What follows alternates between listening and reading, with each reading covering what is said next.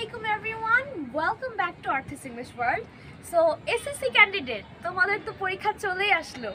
আপু এবং ভাইয়ারা যারা আছেন তাদের উদ্দেশ্যে যদি আমি কিছু প্রশ্ন করি, যেমন আমি একটা এক্সাম্পল দিতে পারি যে আপনার কোনো বড় বোন, কোনো বড় ভাই বা ফ্রেন্ডসও হতে পারে, তো তাদের যদি পরীক্ষা থাকে সামনে, প্রি টেস্ট হোক বা যে কোনো পরীক্ষাই হোক, আমরা কিভাবে কথাগুলো ইংলিশে বলতে পারি সেগুলোই শিখব।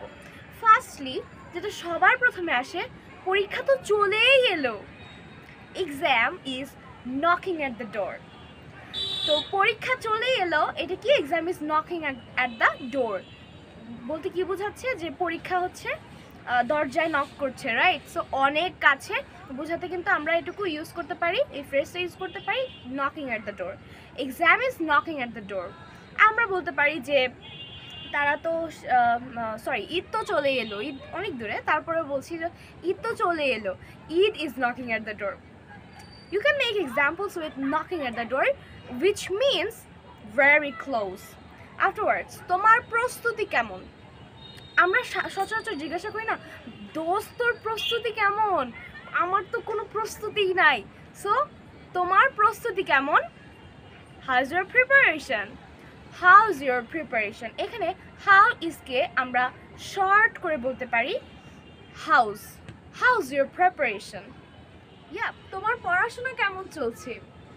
আমরা সচরাচর জিজ্ঞাসা করি, আমাদের ফ্রেন্ডস হতে পারে, বড় বোন হতে পারে, বলি না house your study going on? Yes. So কোনো কিছু চলছে এরকম বোঝাতে আমরা গোয়িং অন কথাটা ইউজ করতে পারি, যে তোমার পড়াশোনা কেমন চলছে, how is going on your study, or how is your study going on? This is much better than how is your study going on.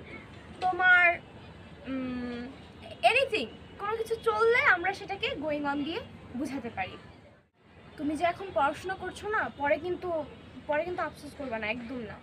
আমি কিন্তু এটা শুনবো না, পরে আফসোস করো না। এটা ইংরেজি কি হবে? Don't regret letter. Don't regret letter.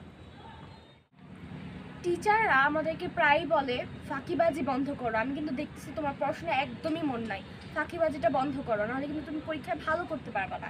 ফাঁকিবাজি বন্ধ করো, এটা ইংলিশ কি হবে? Stop the rimes. Stop the rimes. তুই কতক্ষণ ধরে পড়তেছিস? How long have you been studying? কতক্ষণ ধরে পড়ছো? We can say like that.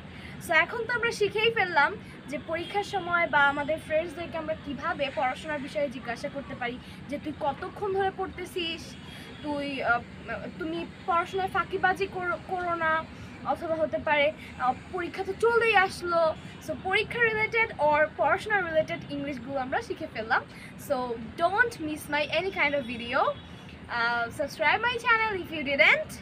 Till then, Allah Hafiz.